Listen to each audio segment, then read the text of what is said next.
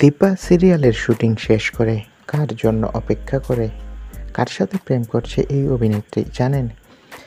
বিস্তারিত জানতে ভিডিওটি দেখুন। আরও একবার সূর্য দীপার রোমান্সের সাক্ষী থাকলো দর্শক। সিরিয়ালে দেখা যায় আলমারিতে লুকোয় সূর্য দীপা, কিন্তু আলমারির ভিতর ছিল আরশোলা। আরশোলায় ভয় পায় ডাক্তারবাবু।